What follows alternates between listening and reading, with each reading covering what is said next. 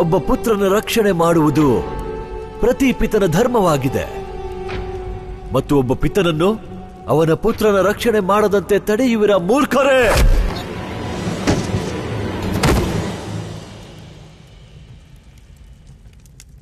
ಭಾವನವರೇ, ಈಗ ನೀವು ಹೇಳುವಂತಿಲ್ಲ ನಾನು ನಿಮಗೆ ನಿಮ್ಮ ಪುತ್ರನ ರಕ್ಷಣೆಗೆ ಅವಕಾಶ ನೀಡಲಿಲ್ಲವೆಂದು.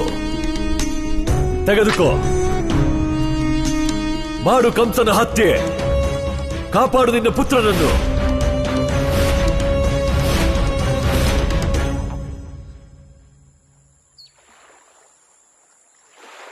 ಮಗು, ನೀನೊಬ್ಬ ತಾಯಿ ಮಮತೆಗಾಗಿ ನಿನ್ ಜೀವನಾನೇ ತ್ಯಾಗ ಮಾಡ್ಬಿಟ್ಯಾ. ನೀನು ಕುಂಡಲಿನಿ ವಿದ್ಯೆ ಮೂಲಕ ನಿನ್ನ ಆತ್ಮನೇ ಬೇರೆ ದೇಹಕ್ಕೆ ಕೊಟ್ಟು ಅವನ ಪ್ರಾಣದ ರಕ್ಷಣೆ ಮಾಡ್ದೆ.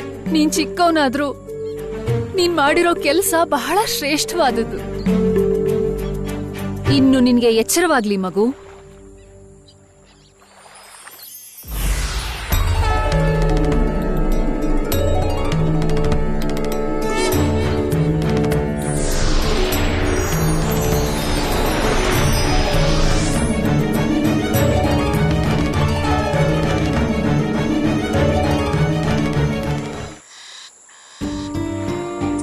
ಅಕ್ಕ, ನೀವು ಕ್ಷೇಮವಾಗಿದ್ದೀರಲ್ವಾ?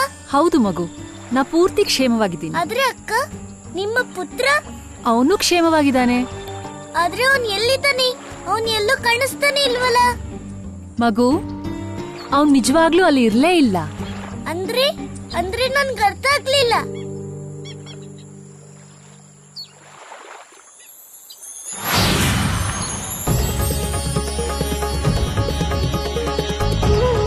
ದೇವಿ, ನೀವ್ ಯಾರು ದೇವಿ? ಮಗು, ನಾನೇ ಅನಿಮಾ ಸಿದ್ಧಿ. ಅನಿಮಾ ಸಿದ್ಧಿ? ಹಾ ಮಗು, ನೀ ನನಗೋಸ್ಕರನೇ ಹುಡುಕ್ತಾ ಇದ್ದೆ ಅಲ್ವಾ? ಹಾಗಾಗಿ ನಾನಿನ್ ಪರೀಕ್ಷೆ ಮಾಡ್ತಾ ಇದ್ದೆ. ಮತ್ತೆ ನನ್ನ ಪರೀಕ್ಷೆಯಲ್ಲಿ ನೀನು ಪೂರ್ಣ ರೂಪದಲ್ಲಿ ಸಫಲ ಆಗಿದೀಯಾ. ಹಾಗಾಗಿ ಇನ್ನು ಮುಂದೆ ಯಾವಾಗ್ಲೂ ನಾನು ಅನಿಮಾ ಸಿದ್ಧಿಯ ರೂಪದಲ್ಲಿ ನಿನ್ನ ಜೊತೆಯಲ್ಲೇ ಇರ್ತೀನಿ. ಕೃಷ್ಣ, ನಿನಗ್ ನಿನ್ ಜೀವನದಲ್ಲಿ ಯಾವಾಗ ನನ್ನ ಅವಶ್ಯಕತೆ ಬಂದ್ರೂ ನೀ ನನ್ನ ನೆನಪು ಮಾಡ್ಕೊ. ಆಗ ನಾನು ಅದೇ ಕ್ಷಣ ನಿನ್ ಕಣ್ಮುಂದೆ ಪ್ರತ್ಯಕ್ಷ ಆಗ್ಬಿಡ್ತೀನಿ. ದೇವಿ, ನಿಮ್ಗೆ ಬಹಳ ಧನ್ಯವಾದ.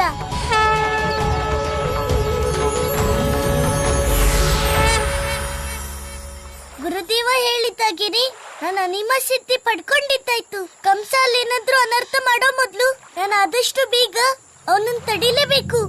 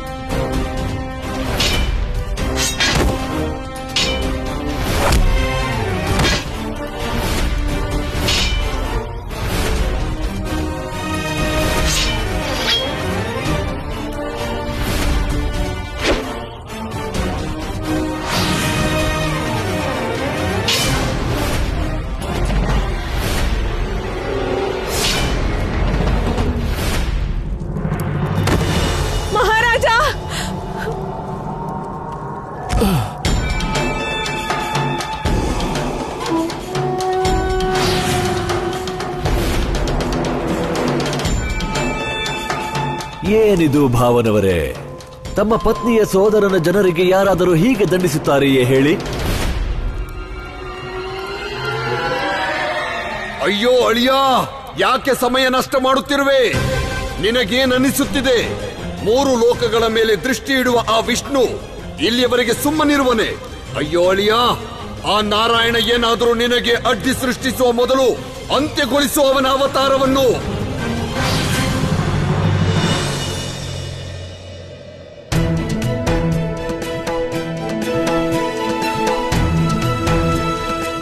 ಜರಾಸಂಧನ ಈ ರಕ್ಷಾ ಕವಚ ಯಾಗೂ ಏನೋ ಪ್ರವೇಶ ಮಾಡೋಕು ತಡೆಯೋಕ್ಕಾಗಲ್ಲ. ಅದಕ್ಕಾಗಿ ನಾನು ಈಗ ದೇವಿ ಅನಿಮಾನ ಕರಿಬೇಕಷ್ಟೇ.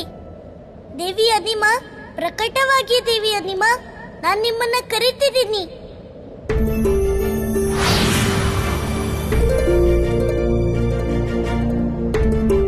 ಕೃಷ್ಣ, ನನಗ್ ಯಾವ ಆದೇಶ ಇದೆ? ದೇವಿ, ನಾನು ಆ ಗುಹೆ ಒಳಗಡೆ ಹೋಗ್ಬೇಕು. ನಾನೇನಾದ್ರೂ ಈ ಗುಹೆ ಒಳಗಡೆ ಹೋಗ್ತಿದ್ರಿ ತುಂಬಾ ದೊಡ್ಡ ಅನರ್ಥ ಆಗ್ಬಿಡತ್ತಿ. ನಾನು ಈ ಗುಹೆಯ ಒಳಗಡೆ ಹೋಗೋ ಹಾಗ್ ಮಾಡಿದ್ದೀವಿ. ಕೃಷ್ಣ, ಈ ದ್ವಾರವನ್ನ ಬಹಳ ಪ್ರಬಲವಾಗಿರೋ ಅಸುರಿ ಶಕ್ತಿಯಿಂದ ಮಾಡಿದ್ದಾರೆ. ನಮ್ಮ ಈಗಿನ ರೂಪದಲ್ಲಿ ಇದನ್ನ ದಾಟೋದು ಅಸಂಭವನೇ. ಈ ಶಕ್ತಿನ ಮಟ್ಟ ಹಾಕೋಕೆ ಕೇವಲ ಅಣುವಿನ ರೂಪಕ್ಕೆ ಪರಿವರ್ತನೆ ಆದ್ರೆ ಮಾತ್ರ ಸಾಧ್ಯ ಆಗತ್ತೆ. ಕೃಷ್ಣ, ನನ್ ಕೈ ಹಿಡ್ಕೊ. ನಾನ್ ನಿನ್ನನ್ನ ಆ ಗುಹೆ ಒಳಗಡೆ ಕರ್ಕೊಂಡು ಹೋಗ್ತೀನಿ. ಸರಿ ದೇವಿ.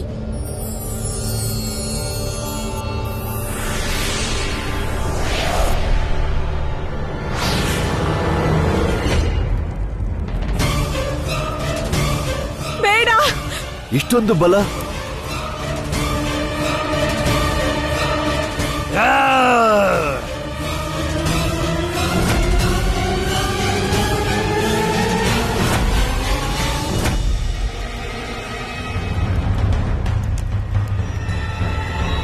ನೀನೀ ಶಸ್ತ್ರದಿಂದ ಭಗವಂತ ಕಂಸನನ್ನು ಕೊಲ್ಲುವೆಯ ಸೋದರಿ? ಅಯ್ಯೋ ಮೂರ್ಖ, ಈಗ ತಿಳಿಯುತ್ತಿದೆ. ಇಷ್ಟೊಂದು ಶಕ್ತಿ ಇದ್ದರೂ ಸಹ ನೀನು ಇಲ್ಲಿಯವರೆಗೆ ಈ ಬಾಲಕನನ್ನು ಕೊಲ್ಲಲಾಗಲಿಲ್ಲ. ಏಕೆಂದರೆ ಈ ಬಾಲಕನನ್ನು ಕೊಲ್ಲುವುದು ನಿನ್ನ ಕೈಲಾಗದ ಕೆಲಸ.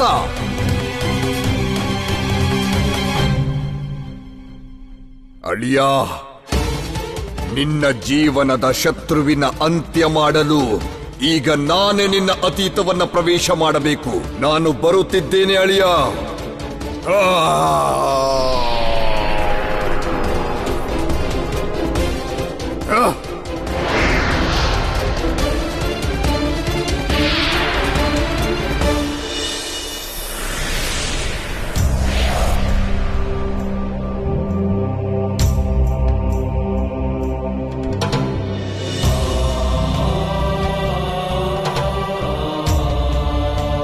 ದೇವಿ, ನಾವು ಹೇಗಾದ್ರೂ ಮಾಡಿ ಈ ಜರಾಸಂಧನ ಅನುಷ್ಠಾನನ ಭಂಗ ಮಾಡ್ಬೇಕು.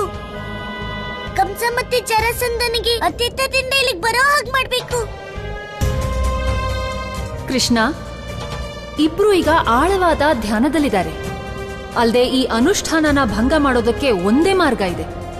ನಾವು ಇವ್ರ ಧ್ಯಾನನ ಭಂಗ ಮಾಡಬೇಕು.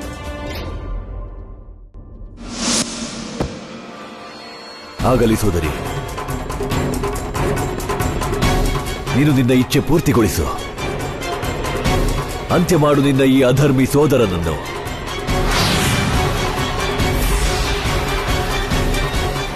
ಅಳಿಯ, ಇದೆಂತಹ ಮೂರ್ಖತನ! ನೀನೇನು ಈ ಬಾಲಕನ ವಧೆ ಮಾಡಲು ಬಂದಿದೆಯೋ ಅಥವಾ ನಿನ್ನನ್ನು? ನೋಡು ಅಳಿಯ, ಶತ್ರು ಎಷ್ಟು ಚಿಕ್ಕವನಾದರೂ ಅಷ್ಟೇ, ಅವನ ಹತ್ಯೆಗೆ ವಿಳಂಬ ಮಾಡಬಾರದು.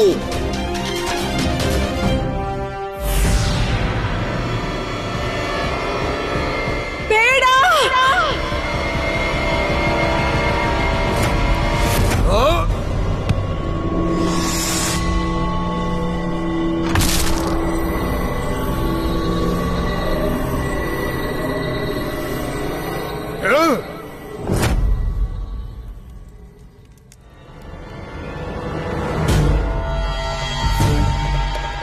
ನನ್ನ ಪುತ್ರ, ನನಗಿಂದು ಬಹಳ ಸಂತೋಷವಾಗುತ್ತಿದೆ. ಈ ಜರಾಸಂಧನ ಎದುರು ದೊಡ್ಡ ದೊಡ್ಡ ಯೋಧರು ನಿಲ್ಲಲಾಗದು. ಅವನ ಮೇಲೆ ಇಂದು ಒಬ್ಬಳು ಸ್ತ್ರೀ ಪ್ರಹಾರ ಮಾಡುವ ಪ್ರಯತ್ನ ಮಾಡಿದಳೆ. ಕೇವಲ ಸ್ತ್ರೀ ಅಲ್ಲ, ಬದಲಿಗೆ ಒಬ್ಬಳು ಮಾತೆ.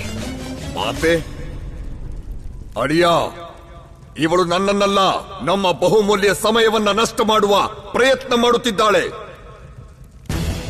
ಇನ್ನು ವಿಳಂಬ ಮಾಡಬೇಡ ಅಳಿಯ, ಅಂತ್ಯ ಮಾಡು ಈ ಬಾಲಕನನ್ನು.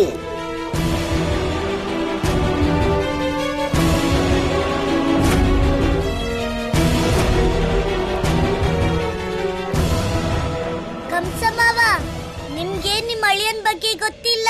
ನಿಮ್ ಧ್ಯಾನನ ನಾನು ಚಿಟ್ಕಿ ಹೊಡೆಯೋಷ್ಟ್ರಲ್ಲಿ ಭಂಗ ಮಾಡ್ತೀನಿ.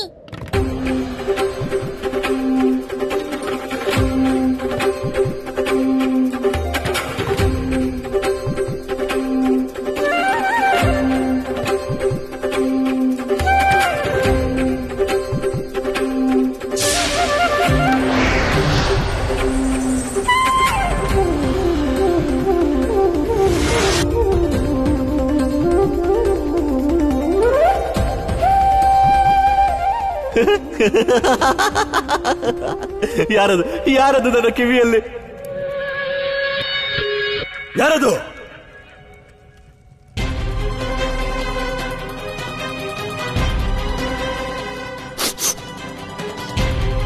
ಯಾರೋ ನಮ್ಮ ಸಮಾಧಿಯನ್ನು ಭಂಗಪಡಿಸುವ ಪ್ರಯತ್ನದಲ್ಲಿರುವರೇ. ನೋಡಿದ್ರೆ ಕಂಸಮಾವ ಮನ್ಸಿಂದಾನೇ ಅತ್ತಿತ್ತದಲ್ಲಿದ್ದರಿ. ನಾನು ಕಂಸಮಾವನ್ ಶರೀರದ ಮೇಲೆ ನನ್ ಯಾವ ಪ್ರಯತ್ನನು ಯಾವ ಪ್ರಭಾವನೂ ಬೀರ್ತಾ ಇಲ್ಲ. ಆದ್ರೆ ಇವ್ರ ಅನುಷ್ಠಾನ ಭಂಗ ಮಾಡೋಕೆ ಬೇರೆ ಮಾರ್ಗ ಇರ್ಬೇಕು.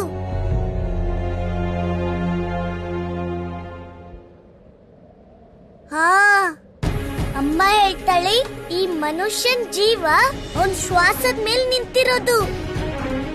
ಅದೆಷ್ಟೇ ಗಾಢವಾದ ನಿದ್ರೆ ಇದ್ರು ಶ್ವಾಸಕ್ ತೊಂದ್ರೆ ಆದ್ರೆ ಖಂಡಿತ ಎಚ್ಚರ ಆಗೇ ಆಗತ್ತೆ. ದೇವಿ, ನಿಮ್ಮ ಶಕ್ತಿಯಿಂದಾನೇ ಇವರಿಬ್ರು ಶ್ವಾಸನ ತಡೆದು ನೋಡಿ. ಕೇವಲ ಇದು ಒಂದೇ ದಾರಿ ಇದೆ ಇವರಿಬ್ರು ಸಮಾಧಿನ ಮುರಿಯೋದಿಕ್ಕೆ. ಕೃಷ್ಣ, ನಿನ್ ಬುದ್ಧಿಗೆ ಸಾಟಿನೇ ಇಲ್ಲ. ನಮಗ್ ಯಾವುದೇ ದಾರಿ ಇಲ್ದಿದ್ರು ನೀನು ಅಲ್ಲೂ ಒಂದು ಉಪಾಯ ಹುಡುಕೇ ಬಿಟ್ಟೆ.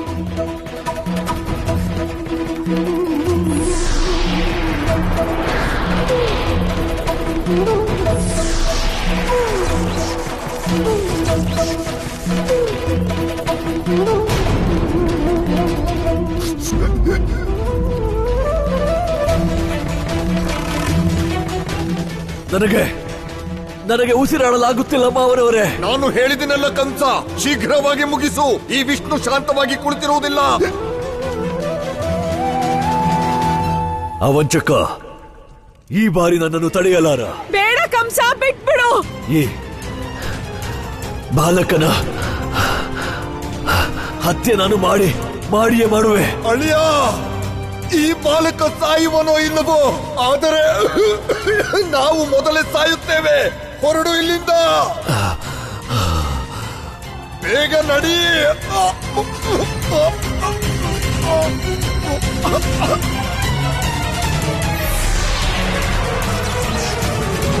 ನನ್ನ ಲಕ್ಷ್ಯಕ್ಕೆ ಇಷ್ಟು ಸಮೀಪ ಬಂದು ಸೋಲೊಪ್ಪುವುದಿಲ್ಲ.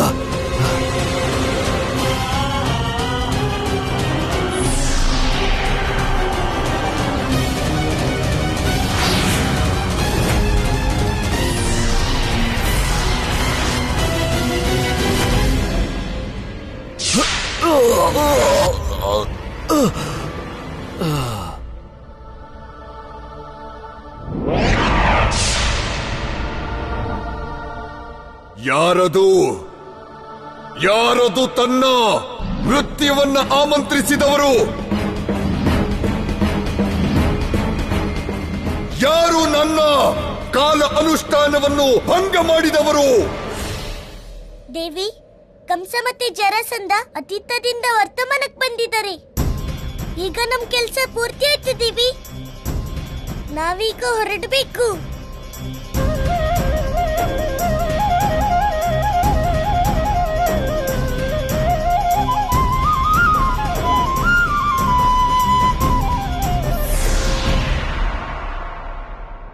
ಮುಂದೆ ಬನ್ನಿ. ನಿಧಾನ ಮಾವನವರೇ. ಇಷ್ಟು ತೀವ್ರ ಸ್ವರದಲ್ಲಿ ಕರೆಯುವ ಅವಶ್ಯಕತೆ ಇಲ್ಲ. ಅಳಿಯ, ಏನು ಹೇಳಬೇಕೆಂದಿರುವೆ? ಹೇಳುವ ಅವಶ್ಯಕತೆ ಏನಿದೆ? ಈ ಅನುಷ್ಠಾನ ಅಸಫಲವಾಗುವ ಕಾರಣ ನೀವೇನಾದರೂ ನನಗೆ 2 ಕ್ಷಣದ ಸಮಯ ನೀಡಿದ್ದರೆ ಇಂದು ನನ್ನ ಪರಮಶತ್ರು ವಿಷ್ಣುವಿನ ಅವತಾರ ಇಂದು ಜೀವಿಸುತ್ತಿರಲಿಲ್ಲ.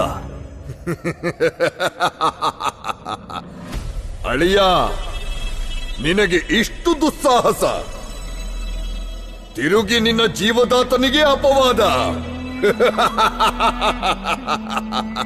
ಮನ ಬಹಳ ಖುಷಿಗೊಂಡಿದೆ.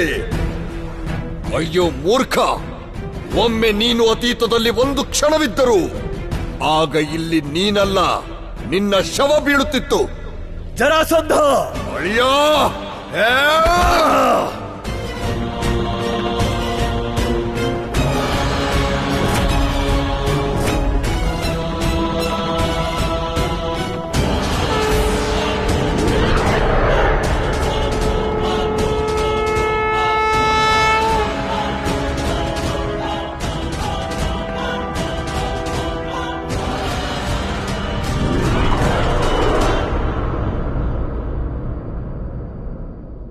ಕೃಷ್ಣ, ನೀನು ನಿನ್ನ ಯೋಗ ಶಕ್ತಿಯಿಂದ ನಾನು ಸಿದ್ಧಿಸ್ಕೊಂಡೆ.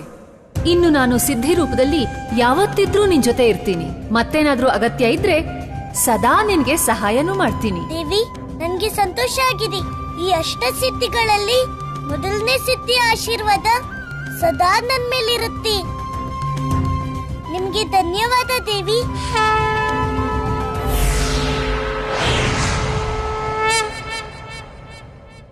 ಈ ಬಾರಿ ಹೇಗೂ ಕಂಸನ್ನ ತಡೆದೆ, ಆದ್ರೆ ಪೂರ್ತಿಯಾಗಿ ಅವನ್ನ ತಡೆಯೋದಿಕ್ಕೆ ಮತ್ತೆ ಮುಂದಿನ ಉಪಾಯಕ್ಕಾಗಿ ನಾನ್ ಗುರುದೇವರ ಹತ್ರ ಹೋಗ್ಲೇಬೇಕಾಗತ್ತೆ. ಮತ್ತೆ ಇಲ್ಲಿ ನಡೆದಿರೋ ಎಲ್ಲ ಘಟನೆಗಳ ಬಗ್ಗೆ ಹೇಳಲೇಬೇಕು. ಅಳಿಯ, ನೋಡಿದ್ಯಾ, ಇವರೇ ಕಾರಣ ನಮ್ಮ ಸಮಾಧಿ ಭಂಗವಾಗಲು.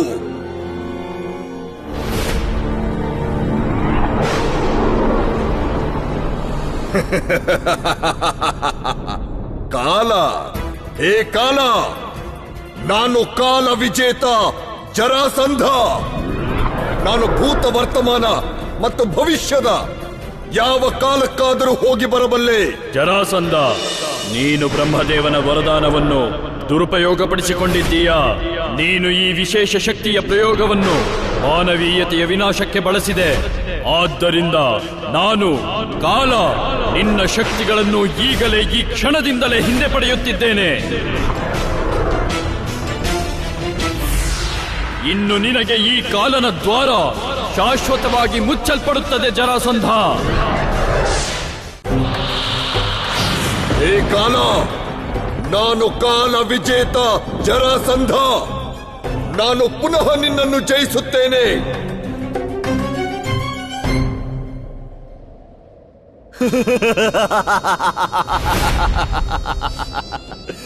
ಪುನಃ ಜಯಿಸುತ್ತೇನೆ.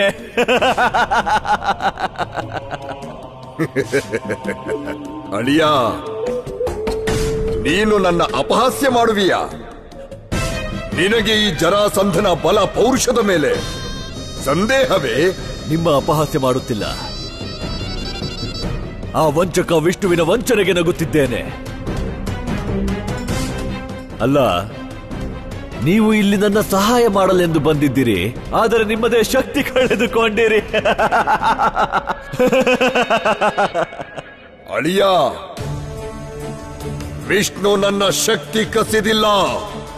ಬದಲಿಗೆ ಅವನು ನನ್ನ ಇಚ್ಛಾಶಕ್ತಿ, ನನ್ನ ದೃಢ ಸಂಕಲ್ಪವನ್ನು ಇನ್ನಷ್ಟು ದೃಢಗೊಳಿಸಿದ್ದಾನೆ. ಇನ್ನು ನೀನು ನೋಡುತ್ತಿರು, ನಾನು ಹೇಗೆ ಅಂತ್ಯ ಮಾಡುತ್ತೇನೆ ಅವನ ಅವತಾರಿ ಆ ಬಾಲಕನನ್ನು.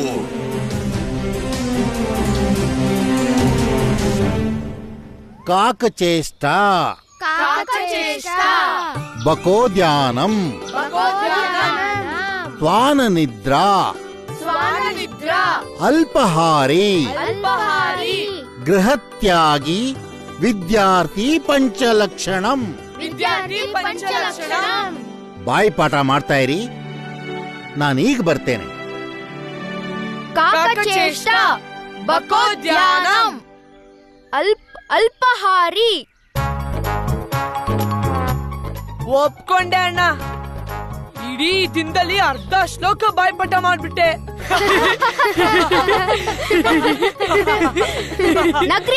ನಗ್ರಿ ನೀವೆಲ್ಲ. ಆದ್ರೆ ಮೊದಲನೇ ಸಲ ಗದೆ ಎತ್ತೋವಾಗ ಭಾರ ಅನ್ಸುತ್ತೆ. ನೋಡ್ತೀರಿ ನೀವು, ಇನ್ ಸ್ವಲ್ಪ ದಿವಸದಲ್ಲೇ ಗುರುಗಳಿಗಿಂತ ಚೆನ್ನಾಗಿ ನಾನೇ ಸಂಸ್ಕೃತ ಮಾತಾಡ್ತೀನಿ.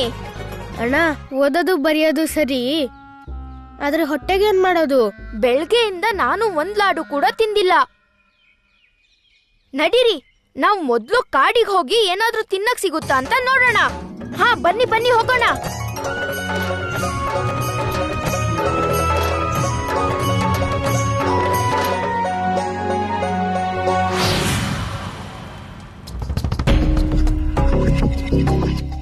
ಅಳಿಯ, ನೆನಪಿಸಿಕೋ, ನಿನ್ನ ಅಸುರರಲ್ಲಿ ಒಬ್ಬನಾದರೂ ಯಮುನೆಯ ಆ ತೀರಕ್ಕೆ ಹೋಗಿ ಜೀವಂತವಾಗಿ ಮರಳಿದರೆ, ಓ, ಇದರ ಅರ್ಥವಿಷ್ಟೇ. ಆ ಬಾಲಕನ ಜನ್ಮವಾದಲ್ಲಿಂದ ನಿನ್ನ ಯಾವ ಅಸುರನು ಯಾವ ವೃಂದಾವನ ವಾಸಿಗೂ ಅಹಿತ ಮಾಡಲಿಲ್ಲ. ಪ್ರಯತ್ನವೇನೋ ಬಹಳ ಮಾಡಿದೆ, ಆದರೆ ಅಳಿಯ, ನೀನು ಆ ವೃಂದಾವನ ವಾಸಿಗಳ ಕುಲದೇವಿ ಆ ಯೋಗಮಾಯಿಗೆ ಅಹಿತ ಮಾಡಲು ಹೊರಟರೆ, ಆಗ ಆ ವಿಷ್ಣು ನಿನ್ನನ್ನು ಮಥುರೆಯ ಒಳಗೆ ಹೋಗದಂತೆ ತಡೆದು ಬಿಟ್ಟ. ಹಾ, ಓ, ಇದರ ಅರ್ಥವೇನೆಂದರೆ ವಿಷ್ಣು ಅವತಾರಿ ಆ ಬಾಲಕ ವೃಂದಾವನದಲ್ಲೇ ಇರುವವನು ಮತ್ತು ವೃಂದಾವನ ವಾಸಿಗಳನ್ನು ಅತ್ಯಂತ ಪ್ರೀತಿಸುತ್ತಾನೆ.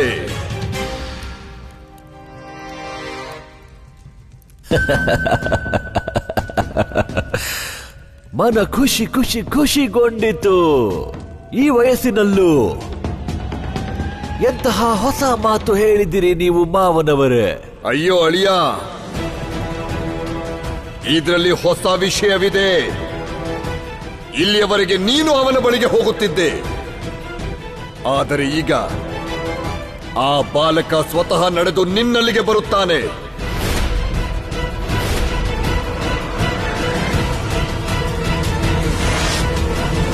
ಅಣ್ಣ, ನಿನ್ ಬಚ್ಚಿಟ್ಕೊಂಡು ಎಲ್ಲಿಗೆ ಹೊರಟೆ? ಕೃಷ್ಣ, ನೀನಂತೂ ಮಾತಾಡ್ಲೇಬೇಡ. ಶಾಸ್ತ್ರದ ಕೆಲ್ಸ ಎಲ್ಲ ನಿಂದು, ಶಸ್ತ್ರದ ಕೆಲ್ಸ ನಂದು. ನೀನು ನನ್ನ ಇಲ್ಲಿ ಬಿಟ್ಟು ಹೋದ್ಯಲ್ಲ, ಅದು ಶಾಸ್ತ್ರದ ಜೊತೆ. ನನ್ ಗದೆ ಕೂಡ ಕೊಡ್ಲಿಲ್ಲ. ಕೃಷ್ಣ, ನಿನ್ಗೇನಾದ್ರೂ ಗೊತ್ತಾ ನನ್ ಸ್ಥಿತಿ ಹೇಗಾಗಿದೆ ಅಂತ? ನೋಡ್ತಿದ್ರೆ ನಿನ್ ಪರಿಸ್ಥಿತಿ ಕಷ್ಟ ಇರೋ ಆಗಿದೆ ಅಣ್ಣ. ಕೃಷ್ಣ, ಗುರುದೇವ ಹೇಳ್ತಿದ್ರು ವಿದ್ಯಾರ್ಥಿಗಳು ತುಂಬಾ ತಿನ್ಬಾರ್ದಂತೆ. ನಾನು ಓದೋ ವಿಷಯದಲ್ಲಿ ಎಲ್ಲಾ ಬಿಟ್ಬಿಡ್ತೀನಿ ಕೃಷ್ಣ, ಆದ್ರೆ ಊಟ ಮಾತ್ರ ಬಿಡೋದಕ್ಕಾಗಲ್ಲ. ನಾವು ಊಟ ಮಾಡೋದಕ್ಕೆ ಅಂತ ಕಾಡಿಗೆ ಹೋಗ್ತಾ ಇದೀವಿ. ನನ್ ಕೇಳಿದ್ರೆ ನೀನು ಯಾಕೆ ಬರ್ಬಾರ್ದು ನಮ್ ಜೊತೆ? ಇಲ್ಲ ಅಣ್ಣ, ನೀವೆಲ್ರೂ ಹೋಗಿ. ಅಷ್ಟ್ರಲ್ಲಿ ನಾನು ಗುರುದೇವರ ಹತ್ರ ಮಾತಾಡ್ತೀನಿ. ಸರಿ ಬಿಡು ಹಾಗಿದ್ರೆ. ಆಮೇಲೆ ಬೇಜಾರ್ ಮಾಡ್ಕೋಬೇಡ, ನನ್ನನ್ ಒಂದ್ ಮಾತು ಕರೀದೆ ಇವ್ರ್ ಮಾತ್ರ ಊಟಕ್ಕೆ ಹೋದ್ರು ಅಂತ. ನಡೀರಿ ನಡೀರಿ, ಬೇಗ ನಡೀರಿ.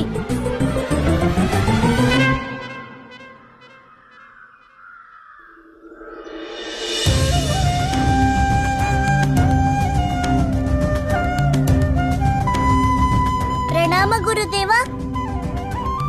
ಕೃಷ್ಣ, ನಿನ್ನ ಮುಖದ ಪ್ರಸನ್ನತೆ ನೋಡಿ ಅರ್ಥವಾಗುತ್ತಿದೆ ನೀನು ಜರಾಸಂಧ ಮತ್ತು ಕಂಸನ ಅಧರ್ಮವನ್ನು ಖಂಡಿಸಿರುವೆ. ಹಾ ಗುರುದೇವ, ಈಗ ನಿಶ್ಚಿಂತೆಯಿಂದ ನಾವು ಶಿಕ್ಷಣ ಪಡ್ಕೋಬಹುದು. ಇಲ್ಲ ಕೃಷ್ಣ, ಎಲ್ಲಿಯವರೆಗೆ ಕಂಸ ಮತ್ತು ಅವನ ಅಧರ್ಮಗಳಿವೆಯೋ ನಿಶ್ಚಿಂತರಾಗಲು ಸಾಧ್ಯವಿಲ್ಲ. ಕೃಷ್ಣ, ನೀನು ಶಿಕ್ಷಣ ಪಡೆದುಕೊಂಡು ನಿನ್ನನ್ನು ಸ್ವತಃ ಸಕ್ಷಮ, ಸಮರ್ಥ ಮತ್ತು ಸಿದ್ಧಗೊಳಿಸಬೇಕು. ಆಗಲೇ ನಾವು ಭವಿಷ್ಯದಲ್ಲಿ ಬರಲಿರುವ ತಡೆಗಳನ್ನು ಎದುರಿಸಲು ನಮ್ಮನ್ನು ಪೂರ್ಣ ರೂಪದಲ್ಲಿ ಸಿದ್ಧಗೊಳಿಸಿಕೊಳ್ಳಲು ಸಾಧ್ಯ. ಅವನು ನನಗೆ ಇಷ್ಟು ಪ್ರಯತ್ನದ ಬಳಿಕವೂ ದೊರೆಯಲಿಲ್ಲ, ಆದರೆ ಈಗ ಸ್ವತಃ ನನ್ನ ಬಳಿ ಬರುವನೆ. ನಾನು ಹೀಗೆಲ್ಲ ಯೋಚಿಸಿದ್ದೆ ನಿಜ, ಆದರೆ ಇದು ಹೇಗೆ ಸಾಧ್ಯ? ಜರಾ,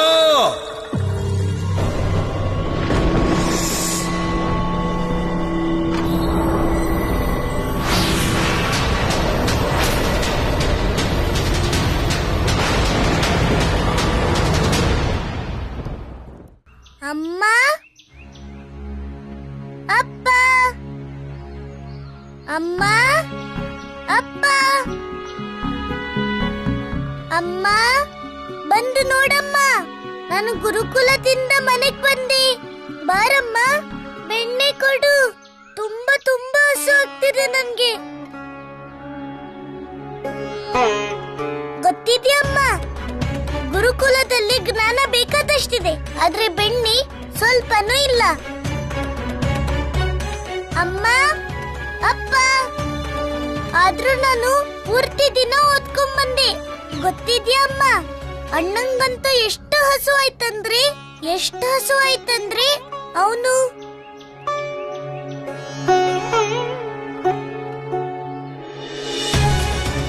ಅಮ್ಮ,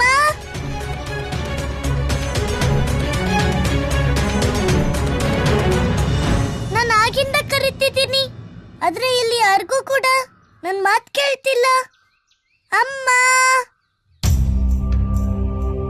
ಈಗ ನನ್ಗೆ ಅರ್ಥ ಆಯ್ತು ಹೇಗೆ ಪ್ರತಿದಿನ ನಾನ್ ನಿಮ್ಮಿಂದ ಬಚ್ಚಿಡ್ಕೊಳ್ತೀನೋ ಹಾಗೇನೆ ಇವತ್ತು ನೀವು ನನ್ನಿಂದ ಬಚ್ಚಿಡ್ಕೊಂಡಿದ್ದೀರಾ. ಆದ್ರೆ ಅಮ್ಮ, ಇದು ಕಣ್ಣ ಮುಚ್ಚಲೆ ಆಟ ಆಡೋ ಸಮಯ ಅಲ್ಲ. ನನ್ಗಂತೂ ಈಗ ತುಂಬಾ ಉತ್ಸವಾಗ್ತಿದೆ. ಅಮ್ಮ, ಹೊರಗಡೆ ಬಾ ನೀನು. ಅಮ್ಮ, ಅಮ್ಮ. ಸರಿ ಅಮ್ಮ, ನಿನ್ನ ಆಸೆ ಇದೆ, ಆದ್ರೆ ನಾನು ಹಸ್ಕೊಂಡಿರ್ಬೇಕಂತ. ಸರಿ ಬಿಡು.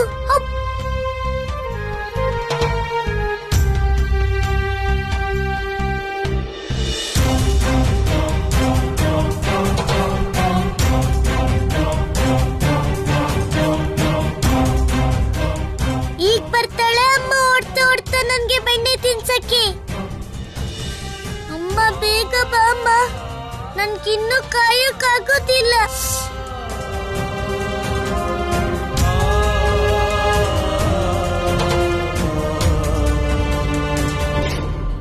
ಅಮ್ಮ ಮನೇಲಿದ್ದಿದ್ರೆ ಅವಳು ನನ್ನ ಇಷ್ಟ ಕಾಯಿಸ್ತಿರ್ಲಿಲ್ವಲ್ಲ. ಖಂಡಿತ ಮನೆಯವರೆಲ್ಲ ಎಲ್ಲೋ ಹೊರಗೋಗಿದ್ದಾರೆ. ನಾನೀಗ ಹೋಗಿ ನೋಡ್ಬೇಕು.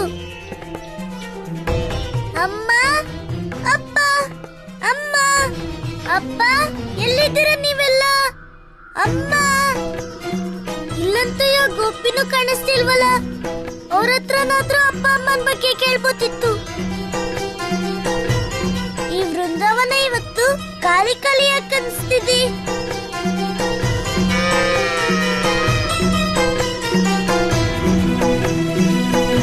ಶಂಕರ, ಏನಾಯ್ತು? ನೀನ್ ಯಾಕೆ ಇಷ್ಟ ಹೆದರ್ತಿದ್ಯಲ್ಲ? ಏನಾಯ್ತು ಶಂಕರ? ನೀನ್ ನನ್ಗೇನಾದ್ರೂ ತೋರಿಸ್ಬೇಕಾ? ನಡಿ.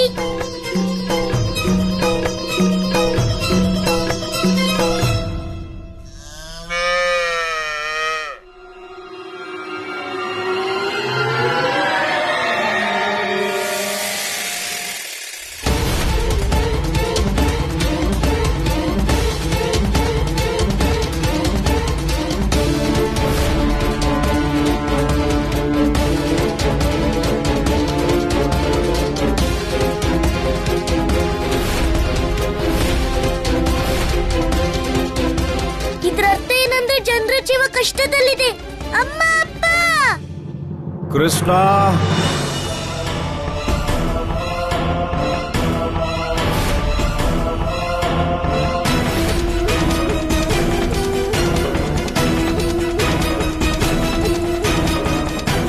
ಪ್ರಣಾಮ ಗುರುದೇವ. ಇದೆಲ್ಲ ಏನು ಗುರುದೇವ? ಎಲ್ಲೋದ್ರು ಎಲ್ಲರೂ? ಕೃಷ್ಣ, ನಾನು ಹೇಳಿದ್ದೆನಲ್ಲ, ಕಂಸ ಶಾಂತವಾಗಿರಲಾರ. ಸಮಯದ ಜೊತೆಗೆ ಅವನ ಅಹಂಕಾರವು ಹೆಚ್ಚುತ್ತಾ ಹೋಗುತ್ತದೆ. ಆದ್ರೆ ಗುರುದೇವ, ಇಲ್ಲಿ ಏನಾಗಿತ್ತು? ಎಲ್ಲಿ ಹೋದ್ರು ಇಲ್ಲಿದ್ದವ್ರು ಎಲ್ರು?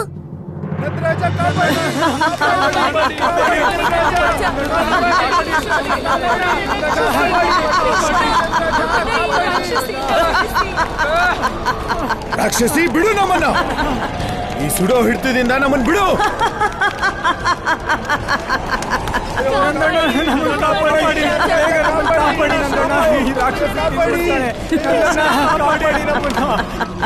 ಜರ? ಹೌದು ಗುರುದೇವ, ಈ ರಾಕ್ಷಸಿ ಜರ ಯಾರು ಹೇಳಿ? ಈ ಜಗತ್ತಿನ ಭಯಾನಕ ರಾಕ್ಷಸಿ ಜರಾಸಂಧನಿಗೆ ಜೀವದಾನ ನೀಡಿದವಳು ಮತ್ತು ಅವನ ಒಂದು ಸಂಕೇತ ಮಾತ್ರದಿಂದ ಯಾರ ಜೀವವನ್ನಾದರೂ ತೆಗೆದು ಬಿಡುವಲ್ಲ 4 ಕೈಗಳುಳ್ಳ ಭಯಂಕರ ರಾಕ್ಷಸಿ. ರಾಕ್ಷಸಿ, ನಾವು ನಿನ್ನ ಶಕ್ತಿಗೆಲ್ಲ ಭಯ ಪಡೋರಲ್ಲ. ಈಗ ನೀನೇನ್ ಮಾಡ್ತಿದ್ಯೋ ಅದ್ರ ಪರಿಣಾಮ ಸರಿಯಾಗಿರೋದಿಲ್ಲ. ನನ್ ರಾಜ, ಇವಳು ಮಾತಿಗೆ ಬೇಕಲ್ಲ, ಒಂದೇ ಬುದ್ಧಿ ಕಲಿಸ್ಬೇಕು.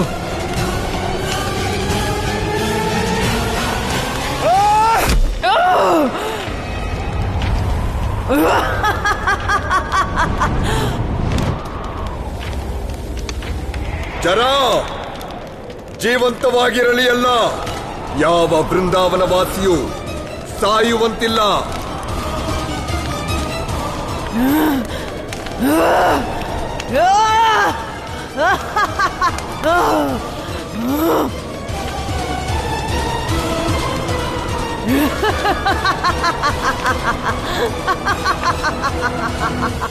ಗುರುದೇವ, ಇಷ್ಟು ಭಯಂಕರ ರಾಕ್ಷಸಿ? ಅಲ್ಲಿ ಅಮ್ಮ ಅಪ್ಪ ಮತ್ತೆ ವೃಂದಾವನವಾಸಿಗಳೆಲ್ಲ ಹೇಗಿದ್ದರು? ಗುರುದೇವ, ನೀವು ನಿಮ್ ಯೋಗ ಶಕ್ತಿಯಿಂದ ನನ್ ತೋರ್ಸಕ್ಕಾಗತ್ತಾ ಅಲ್ಲೀಗ ಏನಾಗ್ತಿದೆ ಅಂತ?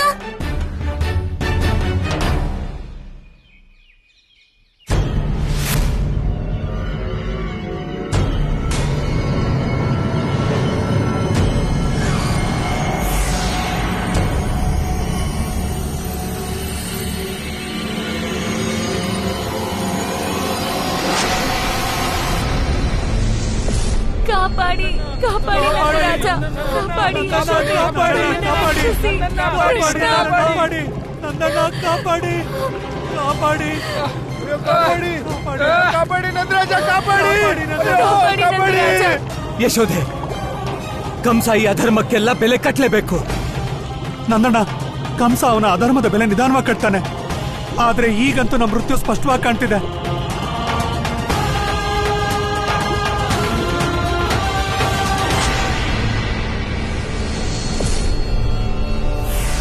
ಗುರುದೇವ, ನನ್ನ ಅಮ್ಮನ ಪ್ರಾಣ ಅಪಾಯದಲ್ಲಿದೆ. ನಾನು ಹೋಗ್ಲೇಬೇಕು. ನನ್ಗೆ ಅಪ್ಪಣೆ ಕೊಡಿ ಗುರುದೇವ.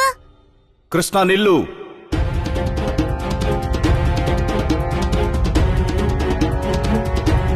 ಕೃಷ್ಣ, ಈ ಬಾರಿ ಜರಾಸಂಧ ಕಂಸನ ಜೊತೆಗಿದ್ದಾನೆ. ಆದ್ದರಿಂದ ಈ ಬಾರಿ ಯಾವ ಸಮಸ್ಯೆಗೂ ಪರಿಹಾರ ಸಿಗುವುದಿಲ್ಲ. ಮೊದಲು ಕಂಸನಿಗೆ ಆ ಸತ್ಯದ ಅರಿವಾಗಬೇಕು. ಅದ್ಯಾವ ಸತ್ಯ ಗುರುದೇವ? ಇಲ್ಲಿಯವರೆಗೆ ನೀನು ಅವನ ಬಳಿಗೆ ಹೋಗುತ್ತಿದ್ದೆ, ಆದರೆ ಈಗ ಆ ಬಾಲಕ ಸ್ವತಃ ನಡೆದು ನಿನ್ನಲ್ಲಿಗೆ ಬರುತ್ತಾನೆ. ಕೃಷ್ಣ, ಇಷ್ಟು ವರ್ಷಗಳಿಂದ ಕಂಸ ತನ್ನ ಆ ಆಕಾಶವಾಣಿಯ ಸತ್ಯ ತಿಳಿಯಲು ಬಯಸುತ್ತಿದ್ದಾನೆ. ಅವನಿಗೆ ಆ ಬಾಲಕನ ಸತ್ಯ ತಿಳಿಯಬೇಕಿದೆ. ಯಾರಿಂದ ಗೋಕುಲ ಮತ್ತು ವೃಂದಾವನಕ್ಕೆ ಕಳುಹಿಸಿದ ಎಲ್ಲ ಅಸುರರ ಅಂತ್ಯ ಆಯಿತು. ಅವನು ಎಲ್ಲಿಯವರೆಗೆ ಈ ಸತ್ಯ ತಿಳಿಯುವುದಿಲ್ಲವೋ ಅಲ್ಲಿಯವರೆಗೆ ಎಲ್ಲರಿಗೂ ಅಪಾಯ ತರುತ್ತಾನೆ. ನನ್ಗರ್ಥ ಆಯ್ತು ಗುರುದೇವ. ನಾನು ಏನ್ ಮಾಡ್ಬೇಕು ಅಂತ. ಈಗ ನನ್ಗೆ ಅಪ್ಪಣೆ ಕೊಡಿ.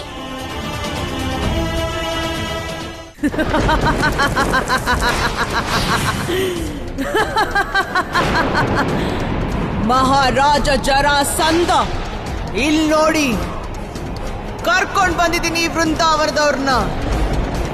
ಹೇಳಿ, ಇನ್ನು ಈ ಅಧರ್ಮದ ಶತ್ರುಗಳಿಗೆ ಏನು ಮಾಡಬೇಕು? ಇಲ್ಲ ಜರ, ಎಲ್ಲರನ್ನು ಕರೆದು ತಂದಿಲ್ಲ ನೀನು. ಆ ವಿಷ್ಣುವಿನ ಅಂಶ ಇನ್ನು ವೃಂದಾವನದಲ್ಲೇ ಇರುವನು. ಮಹಾರಾಜ ಜರಾಸಂಧ, ವೃಂದಾವನದ ಎಲ್ಲ ಮನುಷ್ಯರನ್ನು ನನ್ನ ಈ 2 ಮುಷ್ಟಿಯಲ್ಲಿ ಹಿಡಿದು ತಂದಿದ್ದೀನಿ ನಾನು. ಇನ್ನು ಆ ಜಾಗದಲ್ಲಿ ಒಬ್ಬ ಮನುಷ್ಯನು ಕೂಡ ಉಳ್ಕೊಂಡಿಲ್ಲ. ಇರುವನು ಜರ, ಇರುವನು.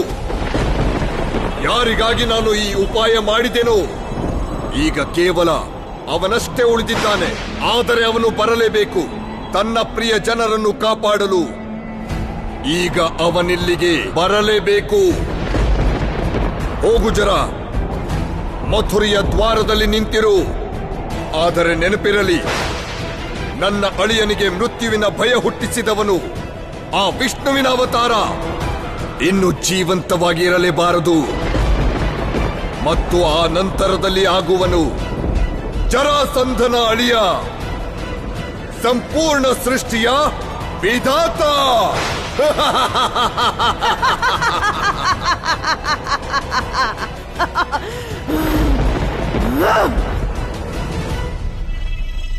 ಕಂಸ, ನಿನ್ನ ಇಷ್ಟು ವರ್ಷದ ಪ್ರತೀಕ್ಷೆನ ಇವತ್ ನಾನು ಅಂತ್ಯ ಮಾಡ್ತೀನಿ.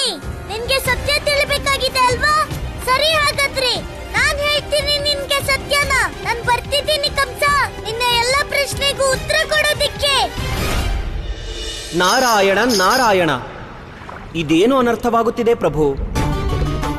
ನಂದ ಪುತ್ರನು ಇದೆಂತಹ ನಿರ್ಣಯ ತೆಗೆದುಕೊಂಡಿದ್ದಾನೆ? ಅವನು ಹೇಳಿದಂತೆ ಆ ಪಾಪಿ ಕಂಸನಿಗೆ ಎಲ್ಲಾ ಸತ್ಯ ಹೇಳುವನೇ ಪ್ರಭು. ದೇವರ್ಷಿ, ಈ ಜಗತ್ತಿನಲ್ಲಿ ಯಾವ ಪ್ರಯತ್ನವೂ ಎಂದಿಗೂ ಅಸಫಲವಾಗುವುದಿಲ್ಲ. ಕಂಸನಂತೂ ಬಹಳ ವರ್ಷಗಳಿಂದ ಕೃಷ್ಣನ ಸತ್ಯ ತಿಳಿಯುವ ಪ್ರಯತ್ನ ಮಾಡುತ್ತಿದ್ದಾನೆ. ಅವನಿಗೆ ಅವನ ಪ್ರಯಾಸದ ಫಲವಂತೂ ದೊರೆಯಲೇಬೇಕು ದೇವರ್ಷಿ.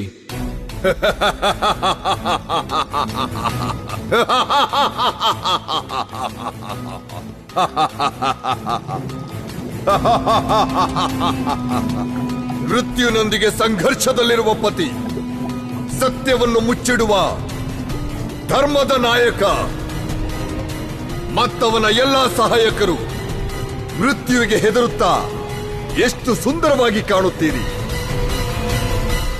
ಮಹಾರಾಜ, ನೀವೇನ್ ಹೇಳ್ತಿದ್ದೀರಾ? ಯಾವ ಅಪರಾಧಕ್ಕೆ ನಮ್ಗೆ ಶಿಕ್ಷೆ? ಅಪರಾಧ ನಿನ್ನದೇ. ನಿನ್ನ ಅಪರಾಧವೇನೂ ಇಲ್ಲ ನಂದ. ಅಪರಾಧಿ ಆ ವಿಷ್ಣುವಿನ ಅವತಾರಿ. ಅವನು ಇಷ್ಟು ವರ್ಷಗಳಿಂದ ನಿಮ್ಮೊಂದಿಗೆ ವಾಸಿಸುತ್ತಿದ್ದಾನೆ. ವಿಷ್ಣುವಿನ ಅವತಾರ?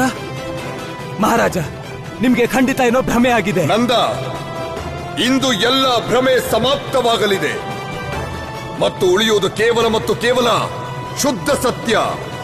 ಏಕೆಂದರೆ ಅವನು ಬರುತ್ತಿದ್ದಾನೆ. ಆ ಬಾಲಕ ನಿಮ್ಮೆಲ್ಲರ ಅಪರಾಧಿ. ವಿಷ್ಣುವಿನ ಅವತಾರಿ ಬಾಲಕ ಬರುತ್ತಿದ್ದಾನೆ ನಂದ.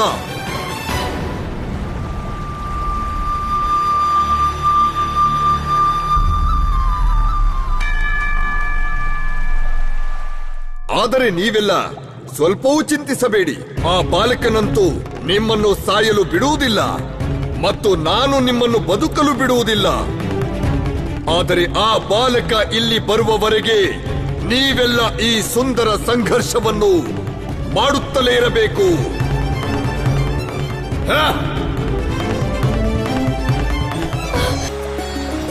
ಕೃಷ್ಣ, ನಿಂತ್ಕೋ ಕೃಷ್ಣ.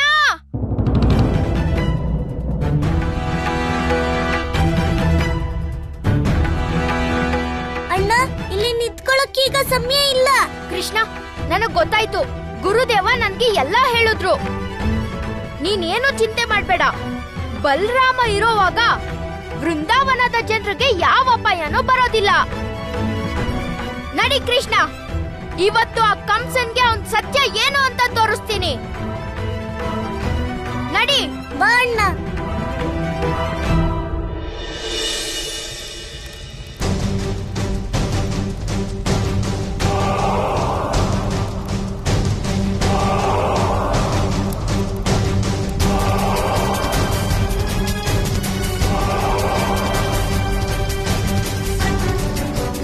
ಅಳಿಯ, ಯಾವ ಚಿಂತೆಯಲ್ಲಿ ಮುಳುಗಿರುವೆ?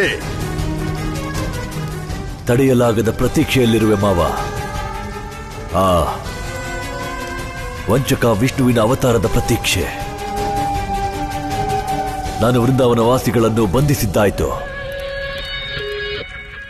ಇನ್ನು ಅವನ ನಿರೀಕ್ಷೆ ಅಷ್ಟೇ.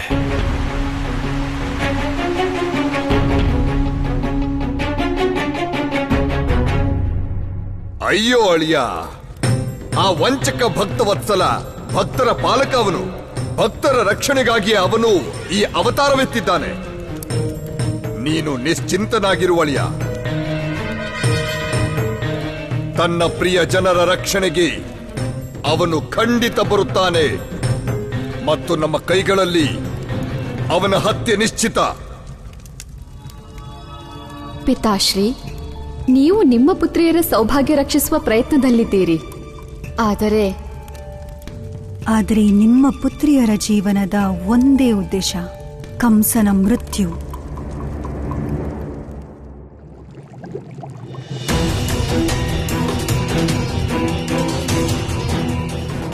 ನನ್ನ ರಾಜ ನನ್ನ ಕಣ್ಮುಂದೆ ಕತ್ಲಾಗ್ತಿದೆ. ನನಗೆ ಇನ್ನೂ ಹೆಚ್ಚು ಹೊತ್ತು ಹೇಗಿರೋಕ್ಕಾಗಲ್ಲ. ಯಶೋದೆ, ಧೈರ್ಯ ತನ್ಕೋ. ಯಶೋದೆ, ಪ್ರಯತ್ನ ಮಾಡ್ತಾಳೆ ಇರು. ನನ್ನ ನೋಡು. ಇಲ್ಲ ನನ್ನ ರಾಜ, ಈಗ ನನ್ನ ದೇಹದಲ್ಲಿ ಶಕ್ತಿ ಉಳಿದಿಲ್ಲ. ನನ್ನೊಳಗೆ ಇಚ್ಛಾಶಕ್ತಿನೂ ಇಲ್ಲ. ಯಶೋದೆ ಅಕ್ಕ, ನೀವು ದಯವಿಟ್ಟು ಕಣ್ಬಿಡಿ, ಏನೂ ಆಗಲ್ಲ. ಯಶೋದೆ, ಯಶೋದೆ, ಯಶೋದೆ, ಕಣ್ಣು ಬಿಡು.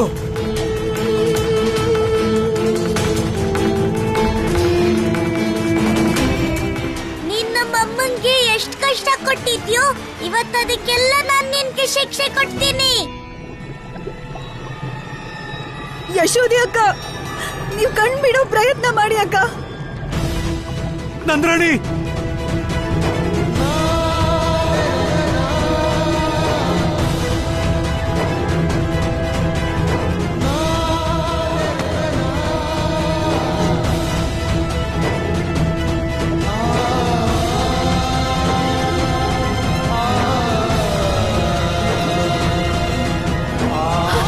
ಕೀರ್ತಿ ಹುಷಾರು.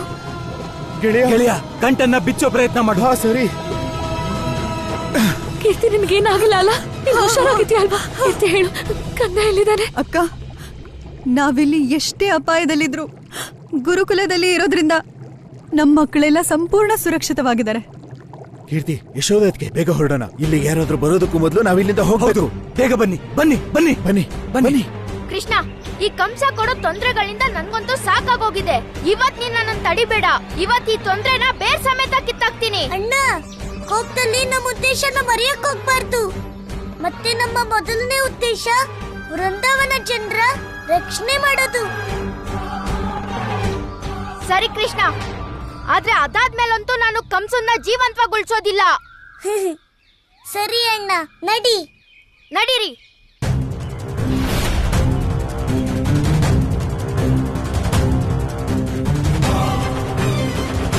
ಕಾಪಾಡು ಕೃಷ್ಣ, ಕೃಷ್ಣ ಕಾಪಾಡು, ಕೃಷ್ಣ ಎಲ್ಲಿದ್ಯಾ? ಬೇಗ ಬಾ ಕೃಷ್ಣ, ಕೃಷ್ಣ ಕಾಪಾಡು, ಕೃಷ್ಣ ಕಾಪಾಡು.